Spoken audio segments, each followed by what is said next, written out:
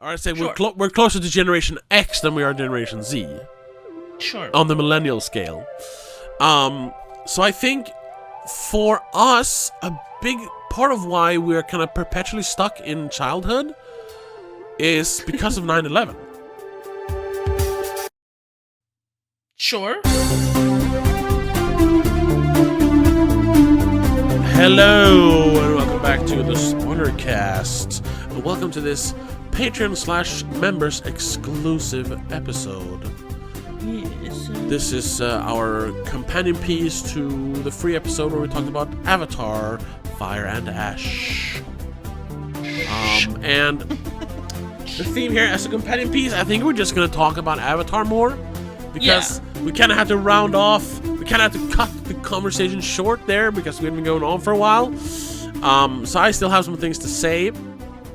But then, as we said in our last episode, we're also going to, talk about how we maybe jumped the gun a little too early on our top 10 lists. Not because of Avatar, but because of other movies I've seen since then. And then talk a little bit about movies we're looking forward to in 2026, if there is anything. Because the only other episode we're doing this year is going to be our Christmas special, and we're not going to talk about anything but the Grinch in that one. So this is kind of our wrap-up episode, other than the Christmas special. So where I want to literally do a Fire and Ash here and continue on right where the last episode ended. Yes. About the creative bankruptcy of franchises. Yeah. Using the obvious example of Star Wars, where you could argue that the prequels are very, very different from the original trilogy of Star Wars movies, but they weren't good. So that's a whole nother different of creative bankruptcy. That's more of a technical bankruptcy, I suppose. Yeah. What? You're frowning? No, I was looking at my list because we were talking about revising that, and I was like, wait, hold up, some things end up in wrong spots. Okay. Sorry. But then when they went back to what we're gonna do with the Star Wars that people love, they made the new trilogy, which was just copies of the old ones, and they sucked. The best one, the first one, Force Awakens, was literally a carbon copy of Episode 4. Yeah. With new characters. Yes. And all it did was kill beloved characters. Like, oh. And it's a thing, we talk about, like, that story was over. It ended when Luke Skywalker, or technically Darth Vader, killed the Emperor to save his son. The circle was complete. Anakin brought balance back to the Force as it was foretold. And, there was peace in the galaxy because the Empire had fallen. Anakin was redeemed. Luke was going to carry on the torch of the Jedi. There was peace in the galaxy. It was done. And then they had to continue it because nothing can ever end here. No one's ever really gone. And that's because millennials are the first. We talked about this. We are the first generation that cannot let go of our toys.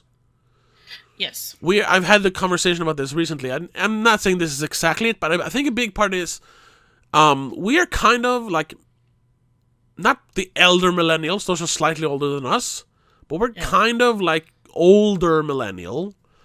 I'm in my mid-30s. You're in your early 30s. I'm technically like the youngest part of millennials, though. I think that's like 95, 96. Yeah, and I'm 94. I'm very close whatever. to Okay, that. But anyway, it's all fluid. But you know what I mean. Yes. We're closer to millennials than Gen Z, if you say that. Or I say we're closer to Generation X than we are Generation Z. Sure. On the millennial scale. So I think for us, a big part of why we're kind of perpetually stuck in childhood is because of 9/11. Like there was this catastrophe. What's it called? This pivotal moment in history, this horrific, milestone that happened right as we were entering into adolescence. Like I was 11 when it happened. Yeah, I was like 7 though. you're a little younger, but you're very mature, so you have kind of. I mean, not you were mature then. You were 7 years old, but I mean, you have now entered into elder millennial, even though you're technically younger millennial. Sure. I have developed my brain further than others. but in a way, that was a very like short period of time. But I think it changed the world overnight in many ways. Yes. And I think that made it so that millennials they're kind of traumatized. So they're stuck in 2001. I mean, which is literally what we are. We wanna dress like, you know, we're in the early 2000s. We love house music. We love all the movies from the early 2000s still. We won't let go of Star Wars. We won't let go of Marvel. Like, we're stuck in that because our childhood our innocence was taken away from us because of that period of time. And I think something similar happened with Gen Z, although they're so like rotted, so I don't think it affected them in the same way, but it did affect them with COVID. Like a lot of like old or young Gen Z and like Gen Alpha, they grew up in quarantine. That must be horrible. Yeah. But anyway, that's why basically all movies nowadays, all mainstream big budget blockbuster movies, are sequels or spin-offs or reimaginings of older movies. True. Like Star Wars, all the remakes and all that stuff. Yeah, Star Wars ended in 1983, and we're still making Star Wars movies. We're still making, although that's technically from the 60s, but I mean it was revived in the 80s. We're still making Star Trek stuff. We're still making. There was an Indiana Jones movie made 2 years ago. You remember that? Yeah, we're still making Jurassic Park movies. Well,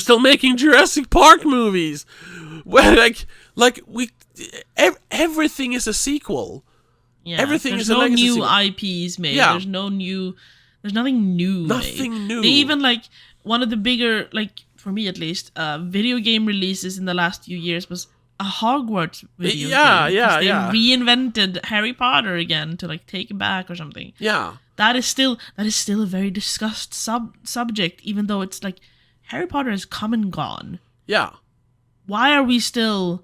And now they're gonna make dwelling on it, and now they're making it TV show. A TV show instead of movies. Yeah, it's just like, are you gonna replace Daniel Radcliffe and whatever the other kids are called? Emma Watson and Rupert Grint. How is that gonna work? Even for kids who didn't grow up with Harry Potter, I think Emma Watson, Rupert Grint, and Daniel Radcliffe, they are those characters. Yes. I can't imagine a world where anyone will accept the new actors.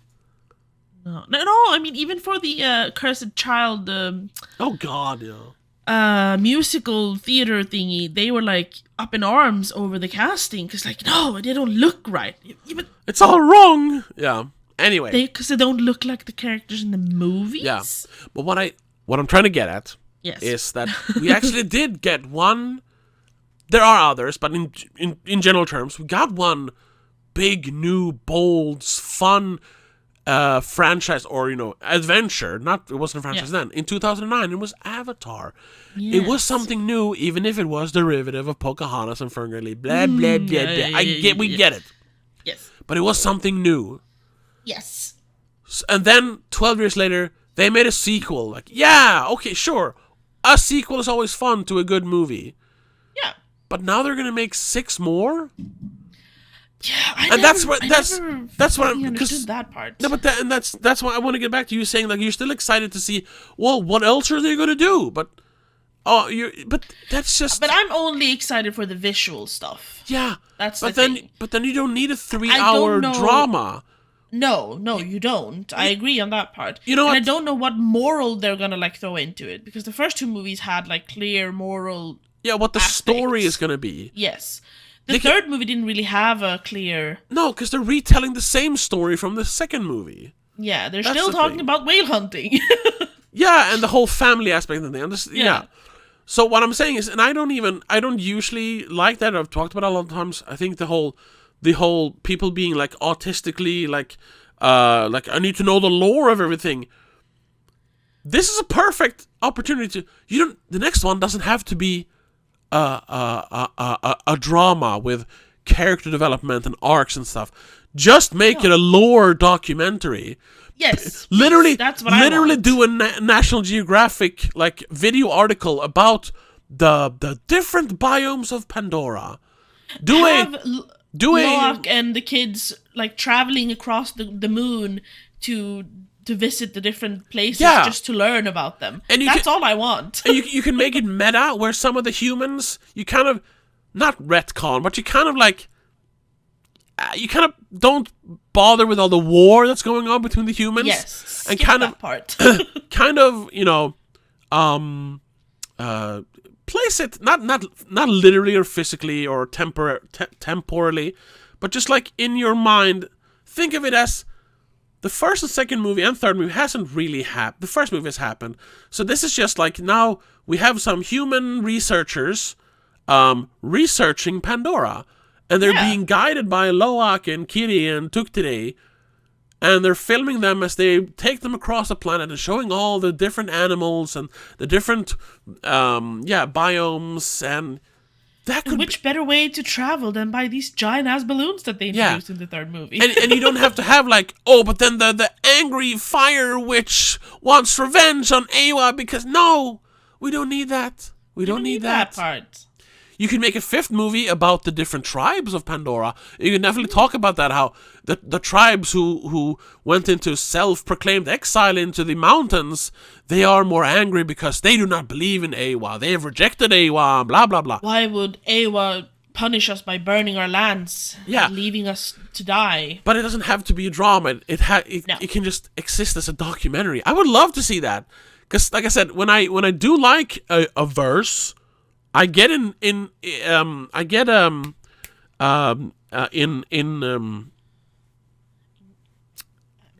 in the world building, whatever it's called. I was still a word, but it's like I said, I hate world building, but I have a bunch of like art books and behind the scenes stuff for like Mass Effect and Dead Space because I think those are when interesting. It's something you actually like, you fully like, you truly like.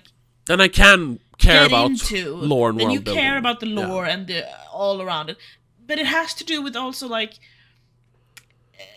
the visual of it has to be different enough for it to be interesting to learn about what went into their minds when they created the Na'vi in this case and all the animals. Or just if it's just gonna be like a meta thing, like doesn't have to be about behind the scenes stuff. It can just be like as if they're making a real documentary about Pandora. Yes, no, but that's what I'm saying. Like that's when it gets interesting, when they are different enough to be interesting. Yeah, exactly. That's why. Because Star Wars being specifically used pretty earlier now, they had that in the beginning. In the first two trilogies, you had a lot of different aliens, lore and species that you were kind of like, ooh, what are they? I want to know a little bit more about them. Yeah, so it made sense to flesh that out in like books. Exactly, and stuff. And the religion of Jedi was very interesting. Yeah. But once they've told us everything about that, move on. What more is there to explore? Yeah. That's why make more movies where you don't flesh out that part and you just focus on what we already know. Like, we know this. Yeah. I don't care. That's why I want an Avatar where they tell us the things we haven't seen yet. Yeah. Explain more about the planet, because we've only seen a part of it. We've only seen like one continent, basically. Yeah. That's why Game of Thrones never appealed to me, because the world building is so it's so like, I already used it, but I'm gonna use it again because it's funny. Autistically detailed. Like, I don't care about everyone's fucking family tree. No. And then it's like, but you can focus on the drama, the characters. Yeah, but they're not. It's honestly not that interesting. The only thing that makes Game of Thrones stick out is the level of autism that went into the world building, and that it's very edgy because everyone dies.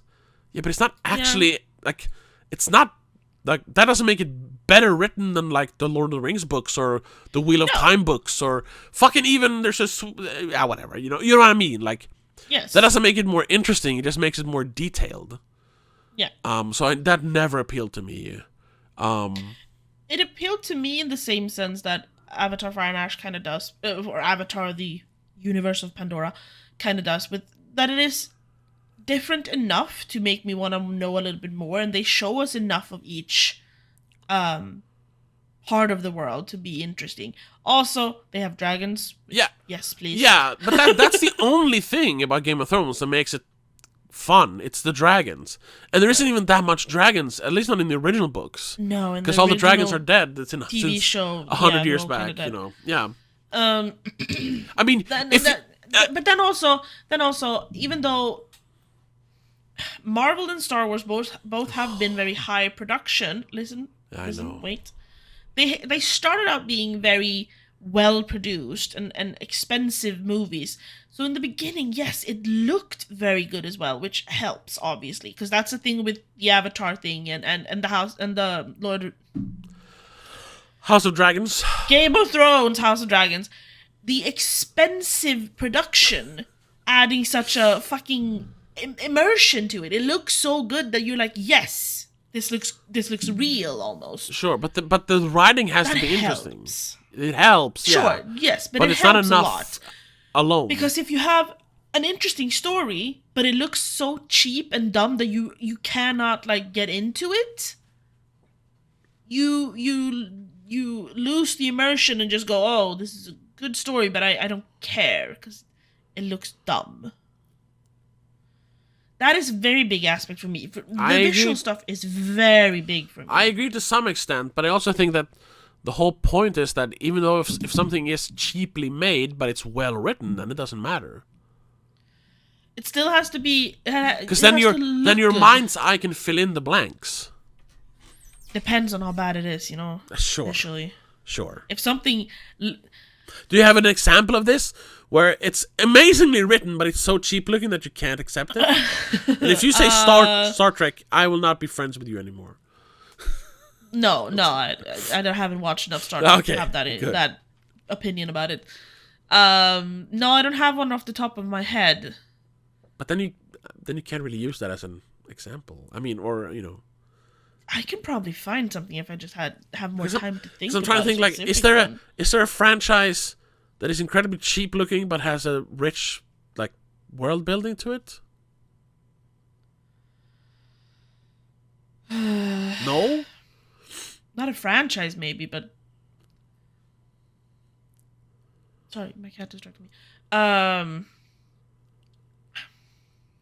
can't think of one off the top of my head. Okay. But I know that is what made me so interested in Avatar, House of the Dragon, not Lord of the Rings, why do I keep saying that? Game of Thrones.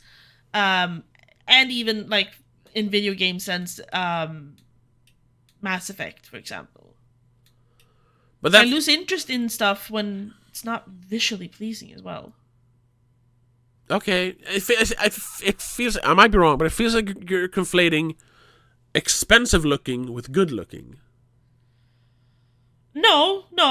Okay. There are cheaper movies that look amazing, that are very good movies. Yeah, okay. And like, but you said definitely. But you said like bigger budget before, so I was like, so as long as you throw money at it, it's interesting. It's like no, but it helps usually. Sure. Anyway, but okay, I get what you mean. Oh God. But what I'm getting at is like, I don't continue. I'm listening. I don't think there is enough to warrant 4 more movies, or because of how disappointing this third one was, maybe even 1 more movie. No, they fumbled. Hello, cat. They definitely fumbled with the third. Yeah, one. I agree on that. So that's why I say, if you want to make a Disney Plus series of where we just explore it like a nature documentary, yeah, sure, go ahead. But you also know then they would not be able to make it as expensive because not as many people would watch it, because people who are dumb watches these movies because of the spectacle. So if you're gonna spend $200 million on a movie, or $400 million on a movie, which this probably was, I don't know the budget, but I mean, you have to have the dumb spectacle to make sure that all the flyover cows come to watch it, so that you get that money back, so you can make it again. If you just make a 10-part series that cost $200 million to produce, but it's just people walking around looking at basically animals, but with more legs, then the cows are gonna go, "But where's the special? Where's my special?" And they won't watch it anymore. What did you say? Where's my explosion? Oh, explosion. They're not shooting at the tunnel now. Or the cow, no. The Terry fly shoot the bad guy. You don't think they'd be floored by the immense flora or something? No. Which to go back to another franchise mentioned, people don't care about that anymore, as I say in Jurassic World. Like, they're dinosaurs, they're cool enough. Not anymore. You need the Indominus Rex now, because people have become desensitized to awe and wonder. True. Like when I was a kid, like you had like premieres of new nature documentaries, and it was like a big thing. Not in like cinemas, but on TV. Like tonight we're showing the brand new documentary, blah blah blah. When Planet Earth came out. Oh yeah, that was like a big event. People talked about it. No, months. Nobody gives a fuck about nature documentaries. I do. I love them because guess what? You can make up all the. That's another thing. You can make up all the fucking cool alien words you want. But we have one of the most amazing alien worlds all around us still. Yeah. I mean, they've been making nature documentaries for like, what, 60 years more probably? And they can still make new ones that are interesting to watch. Yeah. And you can spend decades fleshing out the world of Pandora to make it even more immersive and more expansive. You're not going to be able to recreate what we have right here in reality. I'm sorry. No, that's true. And that's why I wanted to mention that, like people who are like, "Oh my god, but it's so cool how detailed and how much George R. Martin explored the world of Game of Thrones." I was like, dude, read about the Dark Ages. That's basically Game of Thrones in real life, except for the dragons. That's it. I guess that's it. It wins because of the dragons. But otherwise, we have Game of Thrones for real. Medieval Europe, read about it. And since you don't want fleshed out characters, all you care about is lore and world building. Perfect. That's what history books are. That's literally world building. Just read that. But that's too real. Yeah, it's too real. Don't know dragons. No. Too real, as in it's sad almost to like hear all the bad shit that happened. Like, that's actually something that's real that happened. When you put a fantasy filter on it, like, doesn't affect me. It's just a fantasy. It's just a book. Okay. It's just a movie. I guess. But as much as I don't want to like say that we should like edit history, but you can pick and choose what you read about in the history books. You don't have to read about all the horrific atrocities. You can skip the Crusades and all the Viking raids. You can read about the nice stuff, you know? Sure. If you're sensitive to that, you know. I'm just saying. But that's not what's in but they usually, when you study history in school, you talk about the tragedy. Yeah, of course, because we need to learn from our past, you know. Yes, but that's not what people want when it comes to entertainment. They want to be entertained. Yeah, well, they don't want to learn shit. That's why I think this whole meme of guys think about the Roman Empire, or specifically the fall of the Roman Empire every 30 seconds. Like, I get why. It's very interesting. We have a very rich history. Humanity has a very rich history. So if I'm going to read a fantasy book or something, it needs to try to do something different. You know? And Avatar did that, but now they're just repeating themselves. So I'm not interested anymore. Yes. Make something else. James Cameron, do something else. Start something new. Because then you can you can say like, oh well, now I'm making a movie called Smavatar, which is a completely new world, and it's like, yeah, but it's mostly derivative, but at least it's something new. Yes. It's the whole thing. Just don't make more Avatar movies. Yeah, I think that's my main issue with like everything that becoming a franchise is you can take the story that you want to tell and just put a new filter on it, make it a new color. Change the name of the planet, because I don't think going off planet to meet new people and learn about a new problem that reflects the problems we have on Earth is niche enough to be, but that's just Avatar wannabe. No, yeah, exactly. Because we've had planetary travels shit be part of movies for ages. Like, yeah. No one's gonna say, but Avatar's just The Martian, but like evolved because they met Martians now. No. It's a different movie. Yeah.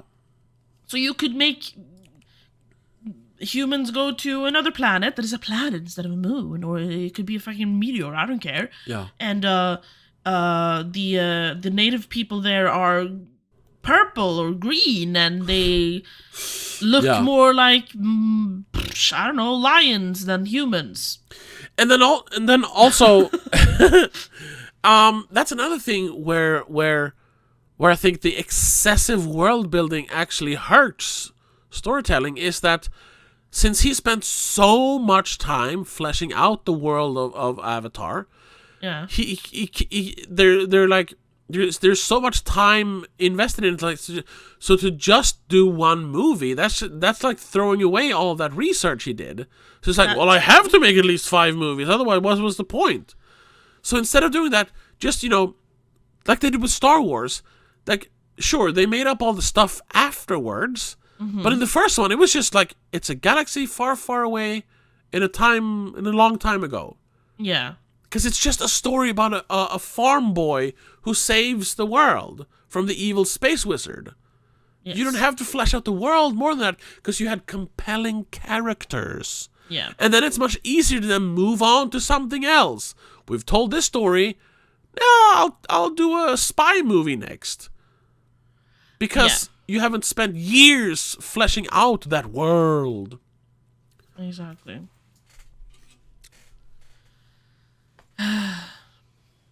That's what I wanted to get at. That it will inevitably become creatively bankrupt.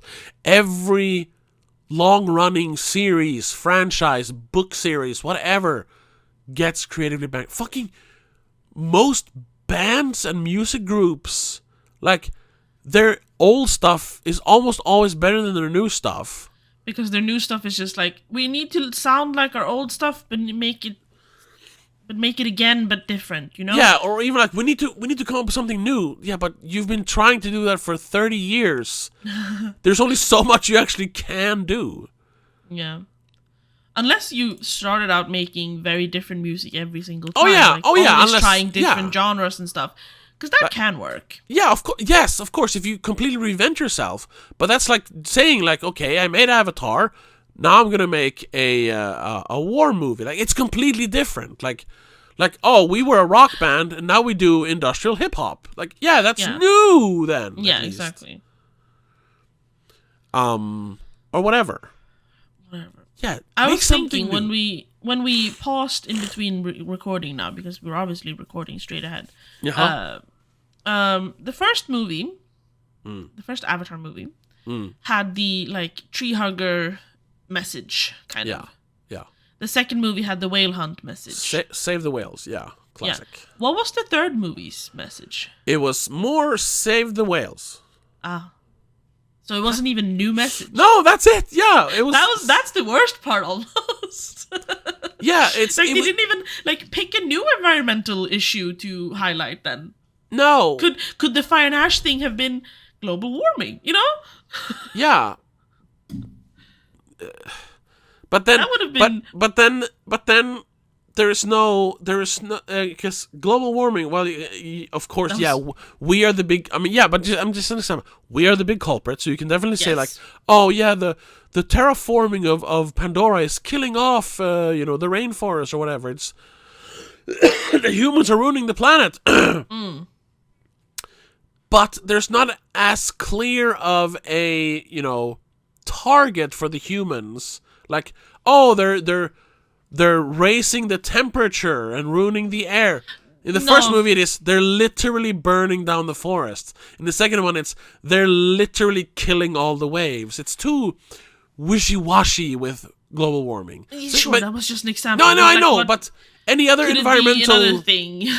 Yeah, but exactly. What other thing is there? We have the jungles. We have the whales. Whales being that we have the animals. What else? Sure. Like save the mountains. They're part of nature. Save the. And I mean, what is the other big environmental thing that is specific? Yeah, enough? You can say then the oceans, but that's baked in to save the whales. Yeah, exactly. Ocean pollution. Hunting whales. It's all baked in. So you have land and sea. The only one other is air or temperature, but that's too flimsy. There's no monetary gain to like add on top of that. Like they can't. What are they gonna do? Bottle air? Yeah. Well, I guess they're kind of working towards that because they want to change the air of Pandora. Well, they want to change so the humans can live there. Yeah. Yeah, I know. Could have been if they played into that more. But it is also very lofty. Yeah, that's what I mean. It's pinpoint. Yeah, exactly. It's too flimsy. So all they could do was just. Well, that's what I mean. This was Avatar: The Way of Water Part 2. It wasn't Avatar 3. We're still hunting the whales. That's still the issue. Yeah. So, I don't know where they're going with that. No. Holy shit.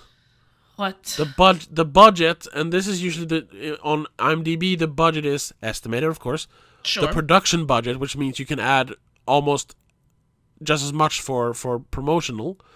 $400 million? Although I'm wondering if that is... Because, like I said, they shot Way of Water and Fire and Ash back to back. So is this the budget for both movies? Could be. Or, the number doesn't have to be perfect because, who knows what part was what. $400 million. Yeah. It's a lot of money. That is a lot of money. That's a lot of money. Let's look. The Way of Water. What is the budget there? If it says 400 million, I think it's the same. Yeah. Well, that one has a budget of 350. So are the budgets separated? I think these two movies together cost almost $1 billion in just production budget. Damn. And in all, I know. Yeah. No, go ahead. I was gonna say, I know a lot of these. It's not just. There's not one person coughing up the literal amount of $1 billion. There's a lot of stock options and projected future earnings that they're actually borrowing on and blah blah blah blah blah. Of course. But at the same time, that's a lot of money moving around. It's a lot. Imagine how much good we can do for the environment if we, instead of making these two movies, put that money towards actually saving the whales or actually saving the rainforests. Even fucking research, for any of it. Yeah. We've had that. We've said that before. I know, we've said that before, and people people have been saying that for decades. Yeah. Yes, I know. But it's just when it's this much money, it just pops up in your head again. It's just like, Jesus Christ! Imagine if you use this money for something important instead. Yeah. That's why movies shouldn't be that expensive, because you can't justify that high of a budget. You can't. No. Like, I'll be generous and say $100 million. If your movie costs more than $100 million, you're wasting the money. It doesn't matter how good the movie is, you're wasting that money. That's a waste of money that could be put to much better use to feed the fucking poor or house the homeless or something.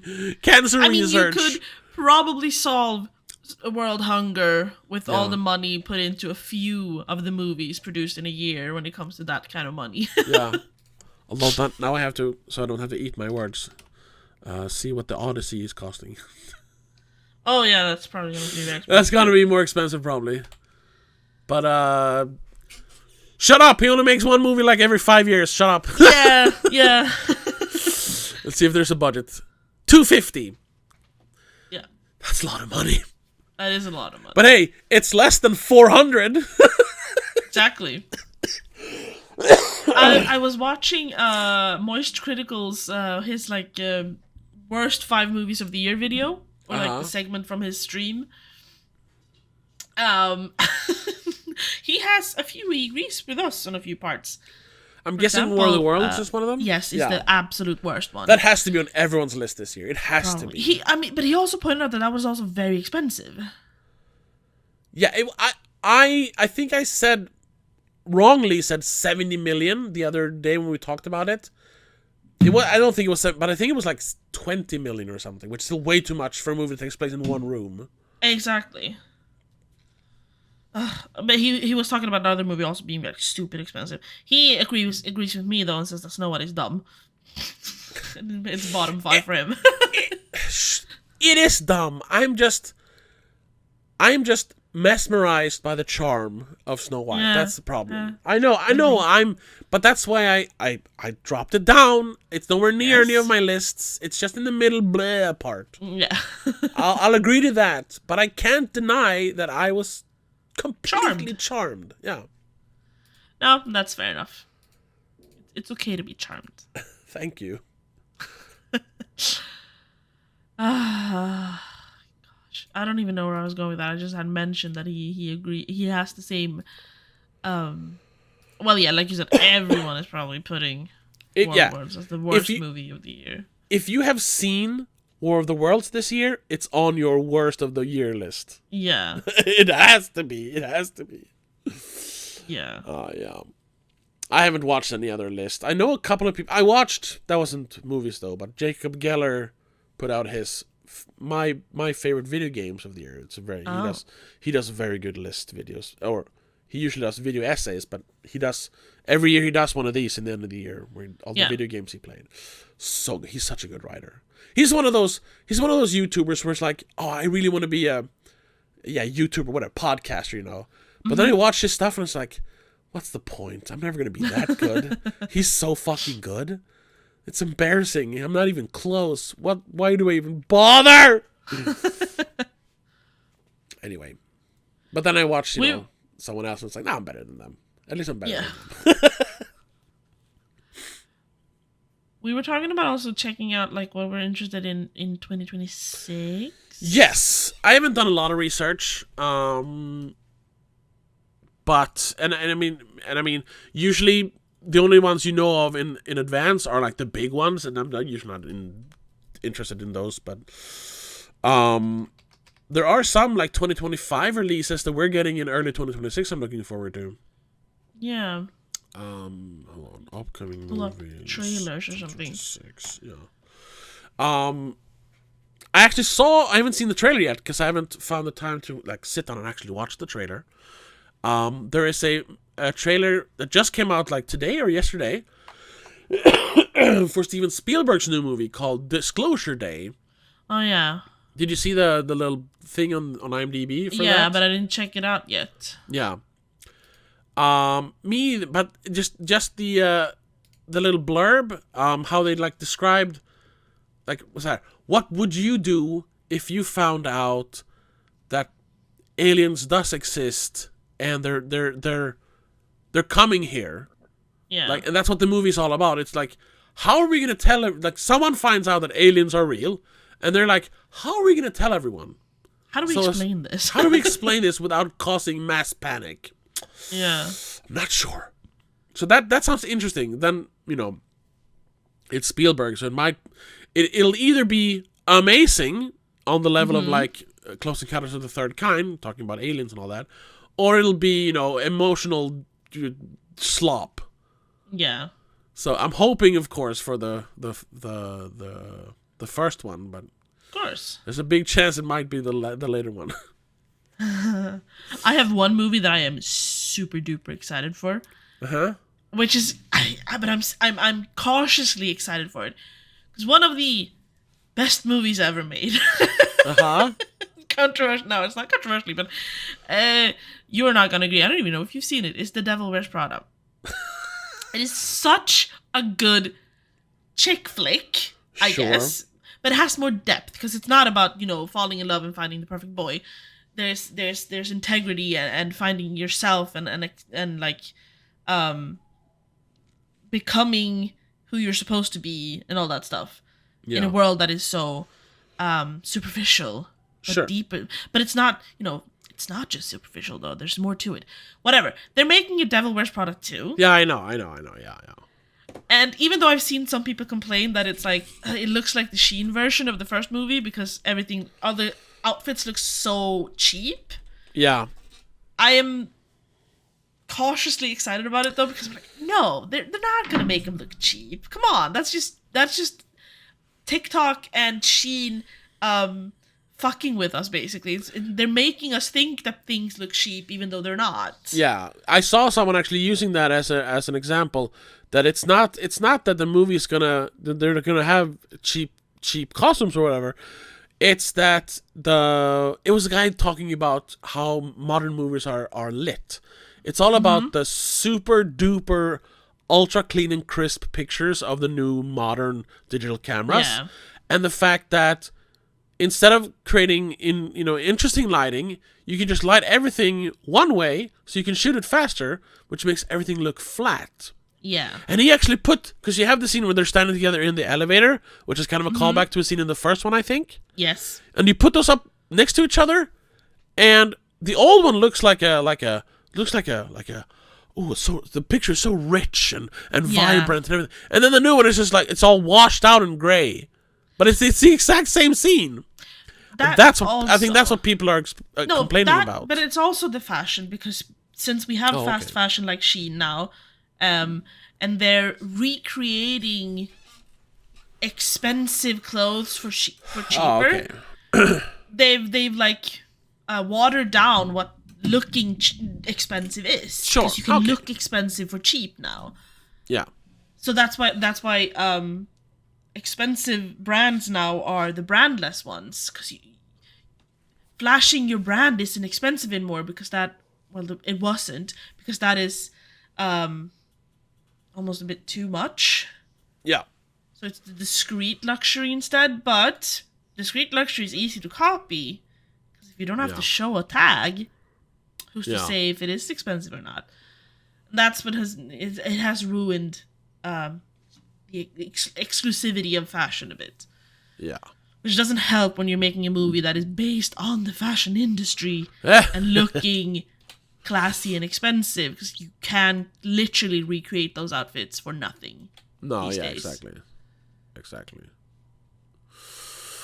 Well, but I am still excited because sure, yeah. And we already mentioned it, but obviously I'm very excited, and I think most people are very excited for the Odyssey. Yes, because it's one of those. Once every few years, we have this big event that everyone looks forward to. And nowadays, that is the new Christopher Nolan movie. Yeah. Because the guy doesn't fucking miss. His like worst movie was over 10 years ago, and it was still pretty fucking good. Which is Dark Knight Rises. Yeah. Even though I would argue we've done that, we've had that episode before. We're not going to talk about it now. Batman Begins is worse. Say whatever. Anyway, really looking forward to the Odyssey. What little we've seen of it, I'm just being a fanboy. It looks amazing, but we've literally seen people sitting in rooms. So to say that it looks amazing is I'm just licking his ass at this point, or kissing his ass. Ugh, licking it. Kissing isn't much better, but it sounds worse. That's what I'm trying. Yeah. But then there are other movies that coming out almost immediately. Not on the same level as Odyssey, but Primate. Yeah. I'm really looking forward to Primate. It comes out in January. Because it's about a killer monkey. Yeah. And I love killer monkeys because it's funny to say killer monkey. And this one it's literally a domesticated chimp that for some reason, they don't explain it in the trailer, it just turns on a dime and starts killing everyone. Yeah. So it's like a slasher movie where the villain is a monkey, ape. I know, but monkey's funnier to say. Yes. Monkey running around killing people, like ripping their arms off and bashing their faces in. Of course, it's not so fun when you think about that one time it happened for real. But have you heard the 911 calls about the chimp that went insane and started killing? Wasn't that a thing that came up in They're kind of referencing it in Nope. Yeah. Yeah, exactly. Yeah, And those calls and videos came back into rotation, I guess. Yes. When Yes. that movie came out. Yeah. Yeah. I actually have a movie that I saw a trailer for just the other day, and it's a Norwegian movie, I think. Uh-huh. Yeah, it is. Because a couple of years ago now, Troll came out, that Norwegian Netflix movie, which was pretty cool. Like, yeah, it was good. It was a good monster movie. Yeah. Did you see the second one yet? I haven't done that yet. You saw it, right? Very much the same thing. Yeah. No, it's not the spectacle is gone. We've seen Trolls for the first time. We don't need to see it. Like, they're not as wow anymore when we've now there's two them. Trolls. Yeah, well, it doesn't help. They kind of look smaller even. I don't know. Yeah. But there's a new Norwegian movie coming out called Kraken. Is it real though? Because I saw the thumbnail, but the channel was like movie year website funny guy 35. It is on IMDb, so okay, sure. They have casts and everything, like it's all there. Okay, well then I love I love airships and I love deep sea stuff. So the only thing that makes me kind of go like, how does this make sense? Is because they're in the Norwegian fjords. Kayaking, and all of a sudden there's a kraken in there. Like, isn't that too shallow? But I think there is this mystery, to the Norwegian fjords that you really know how deep they are and stuff like that. And I mean, kraken could just be a species. It doesn't have to be the kraken. Yeah, and the fjords up there are literally like hundreds of thousands, if not millions of years old. True. So you can easily just add a lot of mystery to it. Yeah. Okay, it is real. Wow. Okay, yeah. I want to see that too. Because Norwegians, hey, they're pretty good at action adventure movies. Yes. Do you remember The Wave? The tsunami? I never saw that though, but yeah, I know which one it is. It's a great disaster movie. And then they did a sequel, like the Earthquake or something it was called. Great. Yeah. Not as good, but it was good. Okay, yeah, I'm looking forward to that. Then we have a few other movies that are actually, I was just looking at what's actually coming out in our cinemas. And you have, I haven't even looked at that yet. At first, when I heard about it, I was like, oh no, they're making a sequel to Greenland. I saw that. Disaster movie where everyone has to hide from the asteroid. Yeah. Greenland too. Yeah. Migration, I was like, how are you going to make... What, are they going to run even further into Greenland to avoid another comet or what? But no, this is kind of like 28 years later. It's a post-apocalypse, so to speak. Yes. So they're like, we've been in here for... I mean, it's been 5 years since that movie, but I think they're going to say that it's been like 10 years in world. So they're like, we can't stay in here anymore. And they're like, but the earth is toxic. The air is toxic because of what happened with the meteor and everything. Yeah. So, but then they're sending out a research team, and they said there are like pockets of clean air, clean spaces. So they go on a perilous quest to find one of those, and they see people who have like tried to survive on the surface and stuff, and it actually looks kind of fun. And the thing with Greenland was that it was surprisingly well written for being a dumb disaster movie. Like, the characters were pretty compelling. It was more of a human drama than just a spectacle. Yeah. So I was like, okay, I'll give it a shot. Maybe. And it also, I don't know what that has to do with the air not being breathable, but they like showed scenes of a tsunami, and I was like, yes. because I like rogue waves and tsunamis. I kind of like rogue waves. More disasters, please. Yeah, my favorite kind of natural phenomenon. Yes, more rogue waves, please. Absolutely. So that one I'm looking forward to. A lot of big movies here. Sure. I'll tell you what I'm not looking forward to though, which was the trailer we saw before Fire and Ash yesterday. I'm not excited for the Michael Jackson movie. No, God, no. Ugh. It's gonna be another by the numbers musical biopic. I don't care. Yeah, no, I don't care at all. Like, because it's just gonna be people like, I love when they play that song. Yeah, well then play the song on Spotify. Listen to the song. Yeah. You don't have to go watch a movie to hear Billie Jean. No, and I don't care about how he struggled to become a musician. And no, I don't give a fuck. And also, that story's been told in countless interviews and documentaries. Like, we don't need a Michael Jackson biopic. No. Unless you're going to do something interesting with it, like A Better Man, the Robbie Williams movie, which was a monkey movie. Yeah. Yeah. Oh, sorry. Or something like the Al Yankovic story, where they just made up a story. Made up a bunch of shit. Which was so more it isn't fun. Even like a biopic. It's just a movie. Yeah. But this is gonna be a straight up, just like paint by numbers. It's like gonna Elvis be was, or well, Elvis at least tried to do something visual, but yeah. Sure, but I couldn't watch that because it was all just like, woe is me. I'll have to make music to survive. Yeah, but a better example than is Bohemian Rhapsody, especially since it's the same producers. It's Bohemian Rhapsody. It's Walk the Line. Yes, Walk the Line is very good, whatever. But it's still paint by numbers. Yeah. It's just, I don't need it. Yeah, I'm not excited for that. Going on a little bit of a tangent. Or the Bob Marley One Love movie, which came out like last year. Nobody watched. I didn't watch that either. I didn't finish it. I didn't care. Going on a tiny tangent. I hate when musicians have to be like, they came from struggles. Like, you don't have to struggle to make music.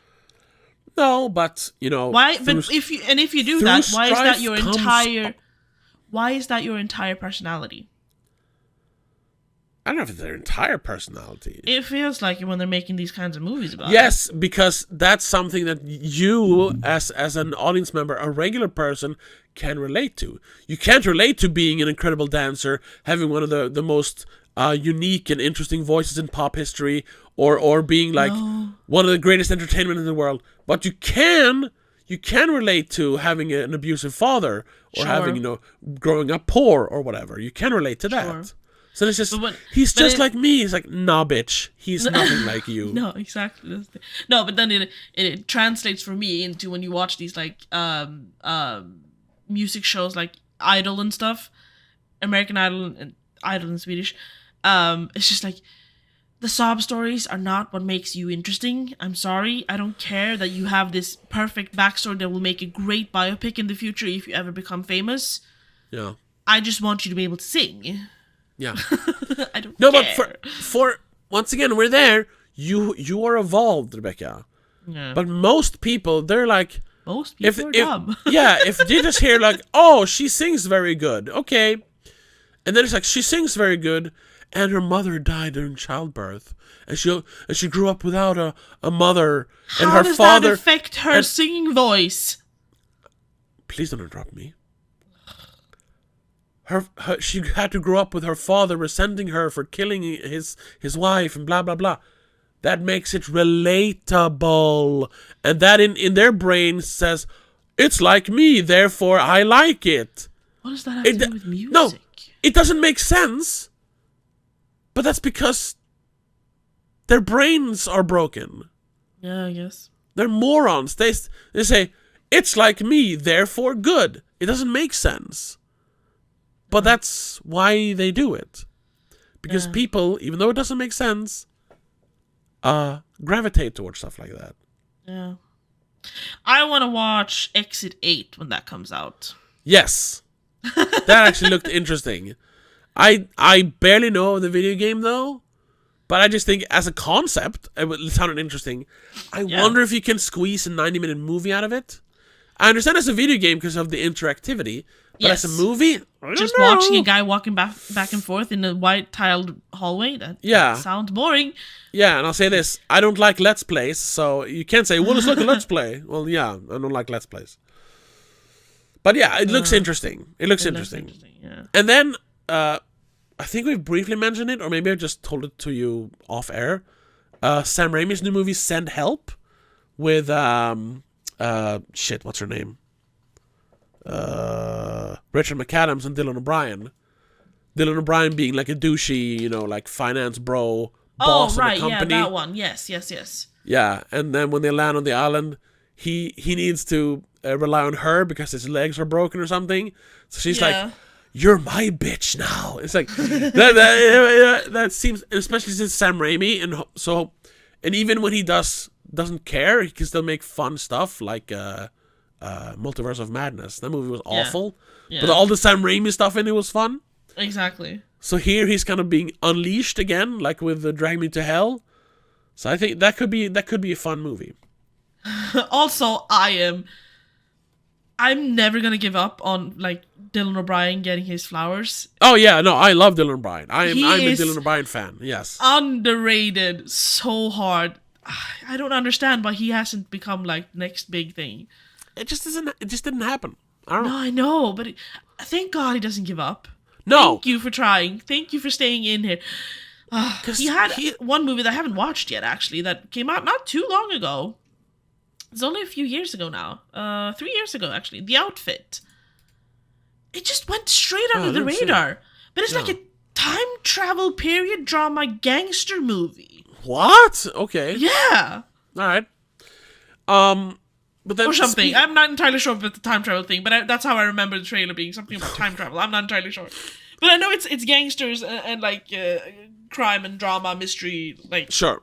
But he's still relatively young. He's my age, right? I think he's your age, yeah. Something like that. Yeah.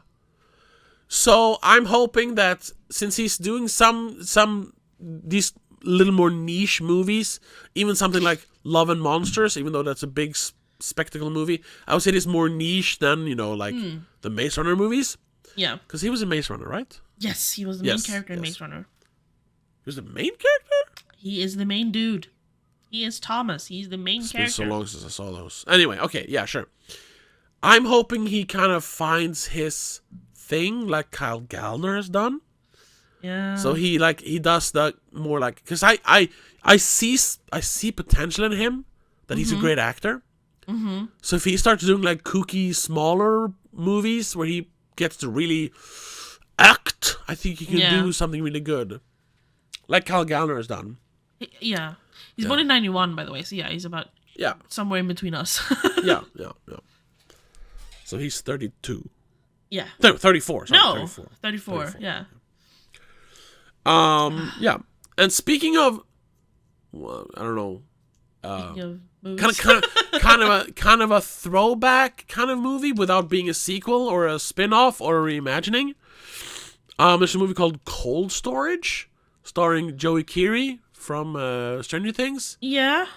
And the girl from Barbarian, Georgina Campbell. Mm-hmm. Also from a movie from last year, I think, called Lovely, Dark, and Deep, which was good. It's basically Return of the Living Dead, but not straight up zombies. Instead, it's like a fungus spreading or something.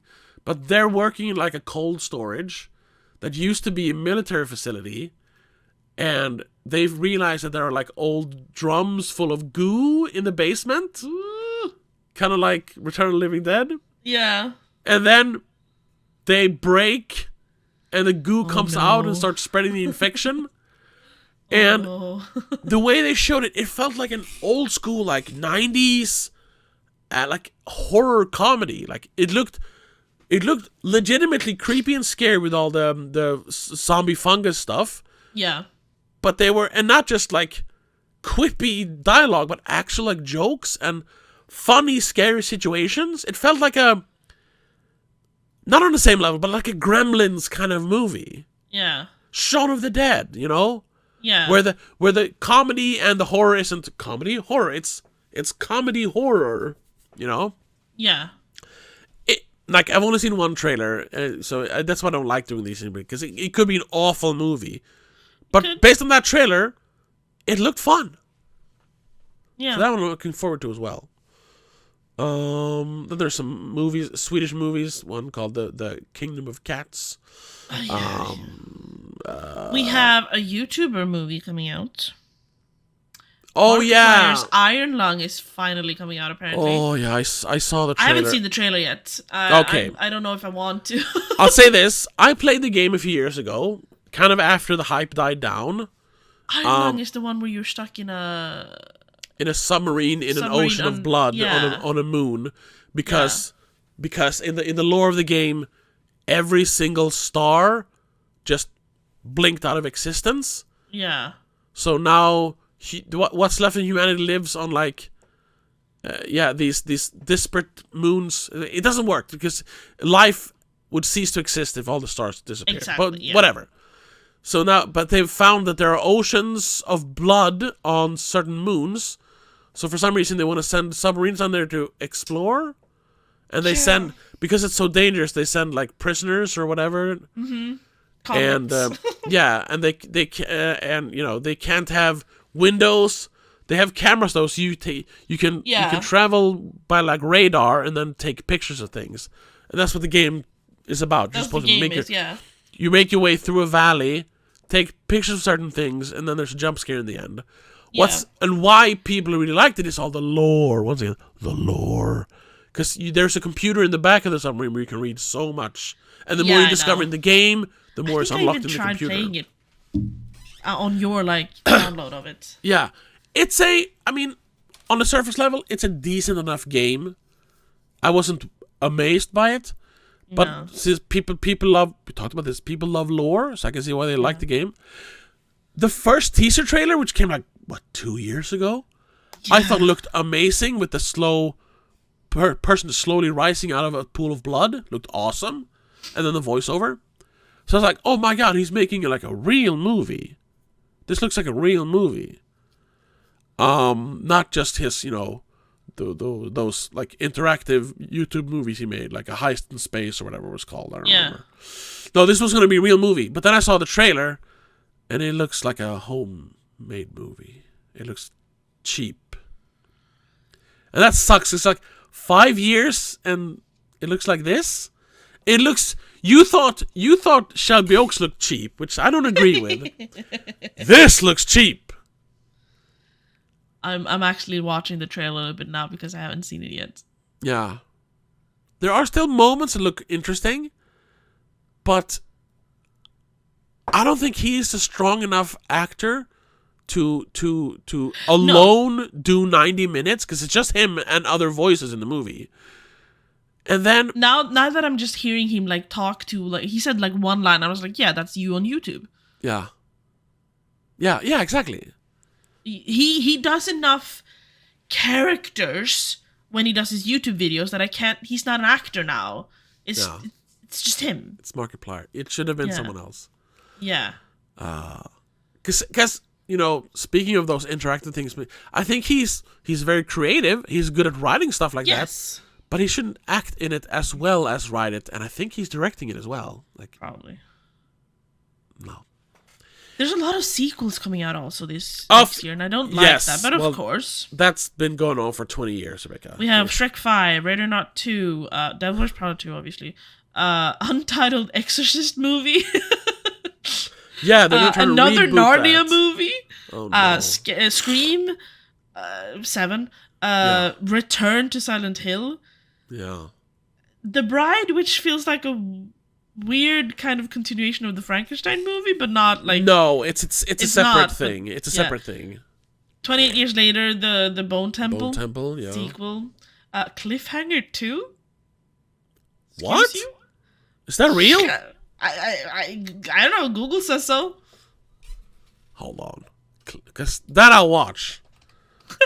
Just for the morbid curiosity. Cliffhanger. It comes up like Practical Magic too. Really? There's a 2026 Cliffhanger starring Lily James and Pierce Brosnan. Yeah, but that's not the one they're showing on whatever. I don't know. I don't know if that's true. Who knows? Because then it says, a mountain guide and his daughter's alpine climbing business in the Italian Alps faces a tragic event, forcing them to confront and overcome adversity as dangerous foes emerge, unleashing chaos. Well, that kind of sounds like a vague description of the story in the first cliffhanger. Oh, and Nail Tiger Free is in it. Practical Magic 2 seems to be legit, though. There is a trailer. Jesus Christ. Oh, no. Is it a real trailer, though?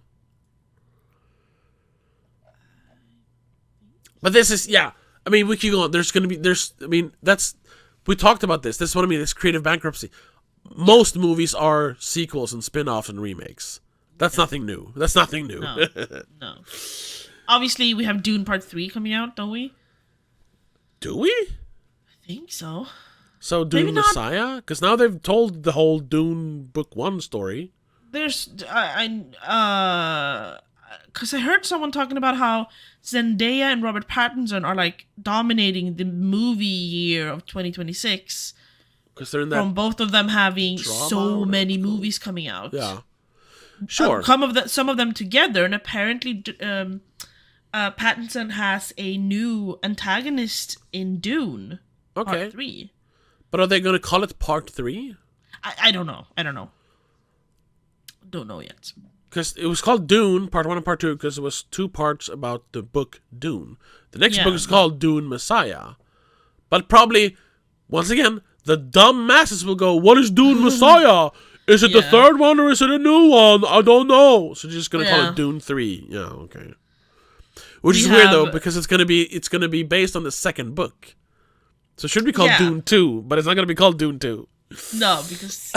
But we also have, then, of course, the drama... Yes, with that's Zendaya and Robert Pattinson. Yeah. I haven't read too much about that. I haven't read too much about it, but what little I've heard now sounds like could be a nice drama. Yeah. Because it could be a little bit of like a marriage story kind of movie. Yeah. But before the marriage. Yeah. Because it leads up to the wedding week, which is when things hit the fan. Then this is technically a 2025 movie, and it's been out, but it's not coming to Sweden until early next year. It's Pillion, the gay BDSM love story with Alexander Skarsgård and Harry Melling. Oh, I don't know if you've seen the trailer. Poster. No, I only saw the poster. It's similar to Baby Girl, but about male relationships. Sure. But they also go in more into like hardcore BDSM stuff. Not just that, she likes to be subservient. No, it's literal like BDSM, chains, and leather, and stuff like that. Okay. Mainly because both are very good actors, and it's also like, it's a bit of excitement about it that I kind of want to see it. And people say it's good, so. Then there is... Going back to a bit more Hollywood mainstream stuff, a movie called Crime 101 sounds kind of cool. Yeah. Starring Chris Hemsworth, Halle Berry, Mark Ruffalo, Barry Keoghan. That's where I was like, I was watching the trailer and I was like, this looks pretty good. And then is that Barry Keoghan? Yes. I am sold. I am sold. Then I am watching it. Yeah. Hey, something you should be excited about. It's a body horror, folk horror, monster horror, psychological horror, whatever, by Robert Eggers. Oh, The Night? Called Werewolf. Oh, right. Is that coming? Medieval. It's listed on the 2026 releases. How do you spell it? Werewolf? Werwulf. Oh, so werewolf. Werewolf, but In medieval Britain, a mysterious creature stalks the foggy countryside, transforming local folklore into terrifying reality as villagers face an ancient supernatural threat. With Aaron Taylor-Johnson, Ralph Ineson, and Willem Dafoe, and Lily Rose Depp. Yeah. Yeah, I knew he was, because he has like a couple of projects that he wants to do. These like creature feature, the like classic creature movies coming back. We have Frankenstein had a new movie. We had a couple of vampire Dracula movies coming out this year. Yeah. Now we have the werewolf. Well, what's with the recreation of all the classic monsters? Well, we've run out of ideas, so we'll just take some old ideas. What are next? What are next? But I also know he's working on a movie called like The Night or something to go along with his The theme. Yeah. The Witch, The Lighthouse, The Northman, The Night. Ah. Yeah. Maybe this changes name to The Werewolf. yeah. No, but sure, yeah. New Robert Eggers. I'm down. He's only done good movies, so yeah, definitely. On the list here, we have Terrifier 4. Yeah, he mentioned that he wants to make at least one more, and then maybe pass a torch to someone else. But he'll be done with the fourth one, I think. Damon Leone, that is. Yeah. Yeah, sure. I mean, it's not like we need to protect the integrity of the Terrifier franchise. So yeah, go ahead, make more Terrifier movies. I don't care. Yeah. No. Although I'd say 3 is enough. To be honest. Yeah. Like where are you going with this story now? Is it just gonna be he's a random killer, or like hopefully they'll lean even harder into all the demon stuff that we saw towards the end of the third one. Yeah. There's literally like angels and demons having a war. Yeah. Because that would be batshit crazy, and that's kind of where you have to go. Exactly. You know? Yeah. Then there is the new what's his name? Shit. Glenn Powell movie, How to Make a Killing. That looks kind of fun. Yes. Kind of a, I've only scrolled past that, but yeah. Darkly comedic, kind of Eat the Rich movie, because he's killing off all of the people who are above him on the list of who will get daddy's money, basically. Ah. Yeah, that's fun. Then I saw a trailer for a movie called The Testament of Anne Lee. I saw the poster. It looked very interesting. Yeah, and it's what's her name? Amanda Seyfried. Seyfried. I know. But she's one of those kind of like not as, because Sydney Sweeney still, but Amanda Seyfried was like, she was just like a, she was the pretty girl for a long time. Yeah. And then she was just like, when her pretty girl time was up, basically, when she turned 25 or whatever. Yeah. And Hollywood said, you're old now, we don't want you anymore. You're too old to be the love interest. Yeah, she like tried to do some more, dramatic stuff. I haven't seen a lot of it, but I loved her in First Reformed, where she plays like the third lead, basically. Yeah. Have you seen that one? I mean, I've mentioned it to you, right? No, I don't think I have seen it. I'll put it on the list. That is that's one of the best movies ever made. So, I'm not entirely sure. But then, because of that, I was like, hey, Amanda Seyfried, she's actually pretty good. So then I saw she was making like a religious, like, horror thriller or something. And what little we see of her in there, it looks really good. I am very excited to see that. So that one I'm also looking forward to. Then there's one. It's technically an old movie, and I don't know if we're getting it in cinemas here in Sweden. So maybe it'll be something I'll watch at home. But Kill Bill, The Whole Bloody Affair. Have you heard of that? Where he's finally edited together the 2 volumes into one long movie, the way they were supposed to be. All right. Removed some scenes, added some other scenes to make it one cohesive movie. Yeah. Everyone who's seen it in theaters says it's amazing, and Kill Bill has always been like the one. Well, I have 2 movies of his that I don't like, but Kill Bill I never really liked because I had like a bad memory attached to that movie. I probably said this before. When I bought, I obviously couldn't go see it in the theaters because I was 11. No. But I bought it when it came out on DVD, like 2002 or whatever. And it was like the first day of spring. We were me and our parents, and you were probably there, although you were young. Yeah. We were visiting a local shopping mall, Farsta. Yeah. And they had just like started opening up like the uteservering. What is it called? The outdoor seating for the restaurants. Yeah, outdoor seating for restaurants and cafes, and the little korvkiosker, ice cream things, and hot dog stands.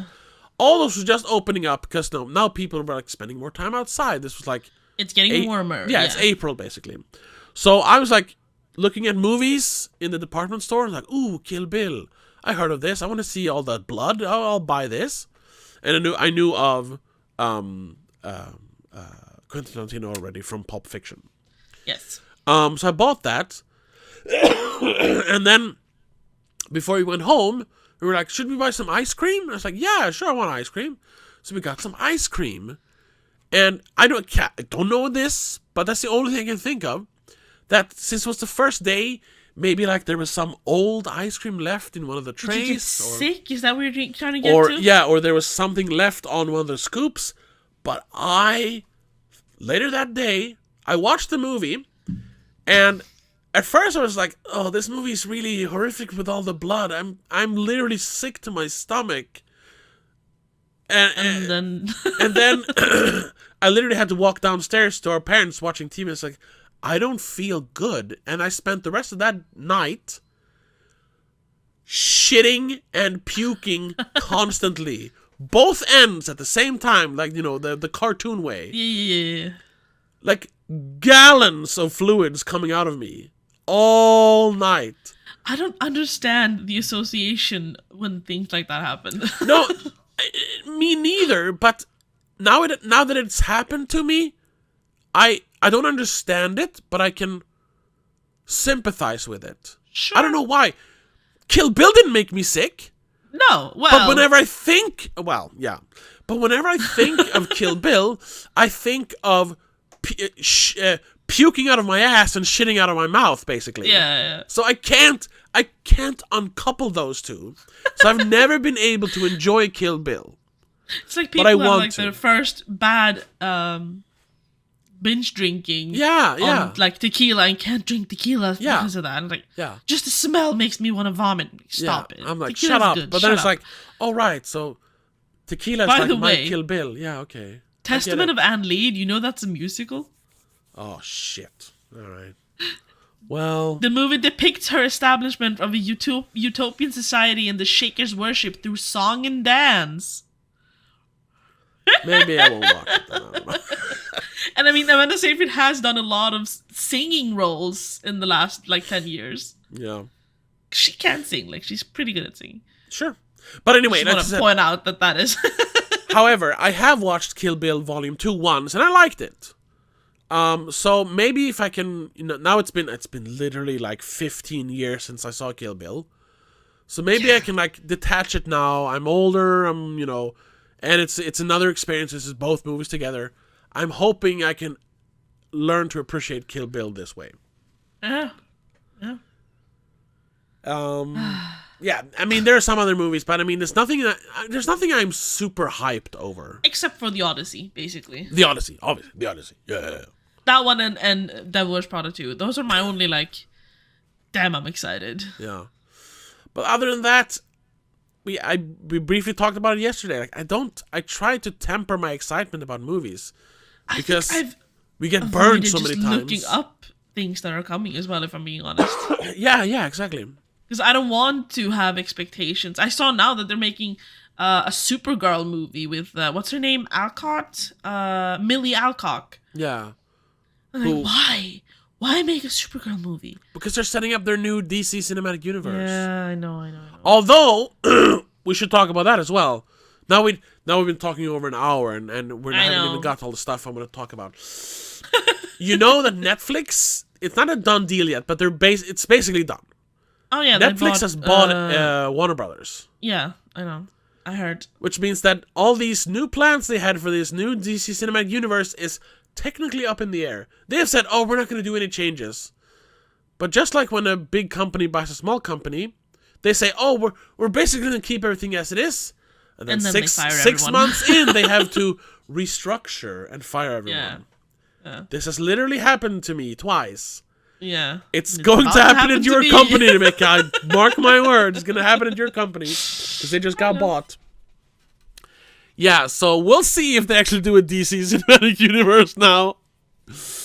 And also, I just want to... We don't have to make a whole long thing about it, but this is horrible news. Because not only that means we're gonna get even more slopification of Warner Brothers stuff, because Netflix now owns it. Yeah. Netflix is now like rivaling Disney in having like an entertainment monopoly. Like at this point, the only two like dominant voices in mainstream entertainment is Disney and Netflix. Yeah, I know. And when there's no competition, scary. when there's no competition, that kills creativity. And creativity is already dead, so it's just gonna get worse. This is bad news. That's all I'm saying. Ish. And then, okay, I'm gonna have to do so much editing because this is gonna be so long now. I recently found, you know Letterboxd. Yeah. Yeah. Yeah. There's this little social media platform. Oh my god, that channel. Oh my god. It is. Of course, like every kind of movie is there, and all kinds of people are, there. But mainly, not that that's part of their platform or anything. But would you say, just thinking about what articles to put out and what movies get popular, would you say it's like politically left or right leaning? Not that there's politics involved, but in general, or what do you mean? In general, yeah, in general. What would you say that Letterboxd is, if you had to? Oh, I don't know. Left, of course, Rebecca. Left. Sure, Left okay. was the answer I was looking for. I don't know. I've literally only seen their like movies and like clips. I've never seen it. What I mean, the clientele, the people. Oh, I don't know you. Yeah, but okay. I'm thinking of all the fucking, all the people who, all the horn reviews of, ooh, step on me, Meryl Streep. Those are lefties, They're weirdos. Okay, sure. That's what I was getting at, Sure. But it's more like, it's theater kids, it's, it's the gays, it's all those people. Those are the ones that, look at all the popular reviews. You'll see what I mean. We've talked about this. Okay. I thought you knew this. No, I didn't. Not that there's anything wrong with that. I'm not saying. But there has then, much like on YouTube, where kind of when the rise of SJW stuff happened, there of course was a counter swing to that, the anti-SJW movement, and when it came to movies and stuff, you had then those. I mean, this was back in the meme wars, the 2016, up until 2020. So you had stuff like Geeks and Gamers. The Critical Drinker. You probably heard of Critical Drinker. Probably. Okay, whatever. Those people are like, oh, Hollywood is so woke now and doing, or The Quartering. Although he doesn't just do movies, Jeremy, whatever his name is, The Quartering, or whatever. Do you know those kind of channels? We've talked about them. They're always like, oh, go woke, get broke. These movies are terrible. Yeah. And all they do is shit on Star Wars and Star Trek because it's woke now. Yeah. They have people in that sphere have created their own social media movie platform called Criticless. Okay. And I heard of this through a guy. I have only watched a couple of videos of him. I can't even remember his name now. And he is obviously, not that his channel is political, but he is a political twist to some of the stuff he talks about. He talked about, I think it was in a larger discussion about One Battle After Another, which we both say is overtly left-leaning in a good way. In a good way. Yes. He brought up then some of the reviews on Criticless, because one of the things that differentiates Criticless from Letterboxd is that they have people can put a score and write a review. Yeah. But then there's also, like, if you don't want to read the review, there are like 5 criteria. So like, how much, on a scale of 1 to 10 basically, is how much violence is there? How much profanity is there? How much nudity is there? What is the movie's political bias? How much entertainment value? And one more I forget. But the most important one is political bias. So the middle is none, then it's slightly left, very left, and then it's none, slightly right, very right. Okay. I don't even know if I can enter it on the computer. I usually on my phone. So I was like, ooh, I want to join this platform as someone who is definitely still, a slight right-wing lean to certain aspects of my life, but it's definitely moved more towards the left because of where the world is going. I was like, I want to see if it's as bad as it sounds with some of the reviews on there. Because some of the reviews he read about One Battle After Another was insane. So I've kind of infiltrated the platform and I'm starting like copying over my Letterboxd reviews to there, and just every time I write a new review now I put it on Criticless as well. And just reading some reviews on there, it's just, I mean, this could be a whole episode in and of itself, because what I'm getting at is it's just people who like they hate a movie because it's woke. That's 80% of what people are talking about on the platform. It's it's counterculture critics. No, you're just people who hate left-wing propaganda, as you call it. And it's so funny to read how hey, both platforms have some truly retarded reviews. Sure. But it's funny to see how the lefty theater kid retards write their reviews, and then the right-wing insane MAGA people write their reviews. Now, I have linked our podcast, and I've linked several of our YouTube videos, so if anyone from Criticless isn't here, sorry, I'm not one of you.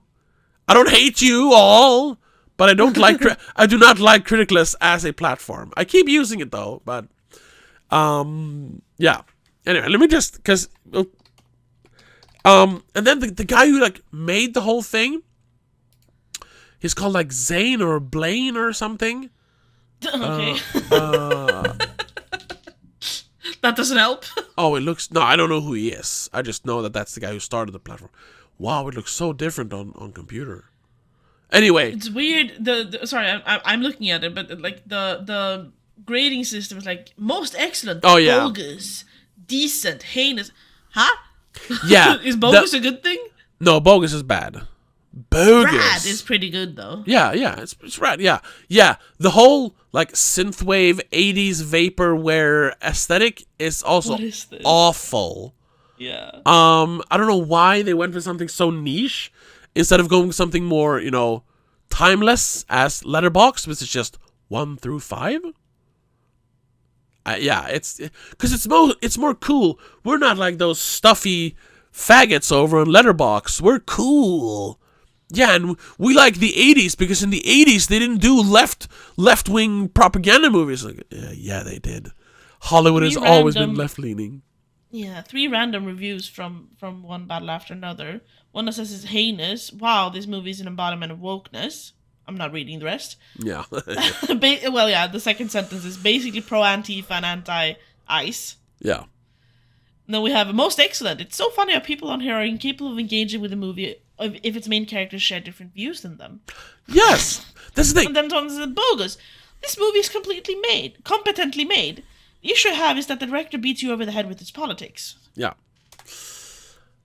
And that's what I mean. That's like I'm sure a lot of people on Letterboxd are also like they have political brain rot and like they only review movies based on like I love this movie because it's pro LGBTQ. It's like Sure, that's a good thing, but the movie sucks. Doesn't make it good just because it's pro LGBT. Renee Rapp step on my head or whatever. Yeah, exactly.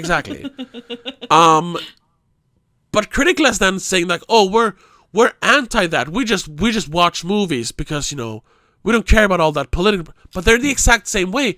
But in the opposite side. The opposite side, yeah, they're just as dumb. So another one. Everyone is retarded here. The left are portrayed as idiots. The right are clearly caricatures. Yeah. That's the point. Another one. It was a very bad movie. It was long and boring, and I just couldn't believe I wasted 2 hours and 50 minutes of my life watching it. One Battle After Another is a very left-wing movie. Don't waste your time with this. Yeah, and that's the thing. I had a long conversation with one of the guys on there because I say because it's a much smaller platform. I think I am, and then it's been around for 2 years, and I'm still one of the first 100 people on it because I got a little badge for that. Yeah. So it I'm is gonna fucking create an account just because. it is easier to connect with people because it's basically impossible to like connect with people on Letterboxd, I think. Yeah. First of all, that's because the social aspect of it is kind of obtuse, I think, because the comment section is so poorly designed on Letterboxd, I think. So the social aspect is kind of lost. On Criticless, that is definitely better. Unfortunately, it's full of morons. But I did strike up a conversation with one guy about my main issue with Criticless being like that they're all like hypocrites. Like you say you're like not. We want to get away from all the political propagandism and political bias, but you're just the same, but the other way. Yeah. And that the main thing there is that this political bias meter that they use, they only use that when the movie is obviously left-leaning, like One Battle After Another. If you look at the political bias meter of that, it says very left, or like Avatar. But then a movie, that was the movie I talked about. A lot of people are reviewing Batman Returns right now because it's a Christmas movie. Yeah. That movie is not that the movie is like actively politically charged. Like it's not a movie about politics. What it is though is a movie about a woman taking back her life from the hands of a man who literally pushed her out a window. And I mean, this Catwoman, of course, Selena Kyle. Yes. And the scene when the first night she's out stopping bad guys, she literally says, "I am Catwoman, hear me roar." Yeah. And it's not played for laughs. Her character is so obvious a like feminist icon thing, and has kind of become that. And then the other part of that movie is the main bad guy, Max Schreck, is a ultra capitalist who wants to steal energy from the poor so he can sell it back to them even more expensive. Yeah. Like, and he's the bad guy who literally gets burned to death in the end by the ultra feminist. Like, this is a super left-wing movie without being on the nose or propagandist about it. But it is a left-wing movie. But nobody points that out because they like the movie, because Batman is cool and it has cool action and everything's very well made. Yeah. So then we don't want to admit that it's actually incredibly left-leaning. So no political bias. No. But then if it's a movie, if it's a movie they don't like, they're like, and just a little bit of it is woke and say, oh man, yeah, this is totally politically biased. So it's just they've just immediately created an even worse echo chamber than Letterboxd. Yeah. And it's filled with morons who are even worse at liking, because at least there are like some genuine cinephiles on Letterboxd. Criticless is just people like, I like movies, but I really like when people don't tell me what to do. It's hard to explain. It's no, but I get it. Yeah. And it's so every review I do now, I am specifically with the political bias meter, I am very thorough in pointing out when the movie is left-leaning or right-leaning. But also always in a sort of like passive-aggressive way, pointing out that like an Avatar. Hold on, let me read my Avatar review. Just to see, because then I also point out, because whenever I say that this is super left, I also make it very clear that, and that is a good thing, to kind of poke at people. It hasn't worked very well yet, but at least I'm hoping some people read it. You know. Where's my here? There we go. Avatar. So, and also, so here, political bias. I put it at very left, which is funny because the movie overall is just slightly left. So these people are saying that Avatar is just slightly left-leaning. The first Avatar. Yeah. You know, the hippie, tree hugging, anti global warming movie is only slightly left leaning. Are you fucking kidding me? Anyway, what I wrote is... there you are. Yeah. I can follow you. So what I wrote is, spiritual natives driven from their land by greedy and violent colonizers. Clearly, Cameron is drawing attention to the numerous indigenous tribes across the world that are suffering from deforestation and corporate greed. It is a worrying commentary on how we have lost our connection to nature and respect for the divine. A message that was topical in 2009 and even more important now. Like, that is what the movie is about. How is that anything else than super extreme left? No. Especially when the movie ends with the natives killing the colonizers and the capitalists in open combat. Like, how is that anything else but extreme left? But no, because the movie is cool, then it's only, okay, I'll agree that it's slightly left. It's bullshit. It's hypocrites. They're all hypocrites. Yeah. And that's, I hate Criticless. I hate it. It's so bad. And I figured out, by the way, if I can, for you and also anyone who's listening to this, if you want to see a guy go in more detail to talk about it, there's a guy called Movies with Mark, and he has a video called Criticless, Letterboxd for Losers. Very good video where he talks about Criticless, and he goes into much more detail to explain what I'm trying to say. Yeah. But yeah, now we've been talking for way too long. This is what happens on the companion pieces sometimes. Yeah, but go off the rails. But since this is 2 episodes, so we've been talking for 3 hours now.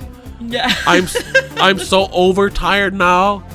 I'm hungry. I just want to go to bed. Try to get my circadian rhythm back. So yeah, that's our companion piece.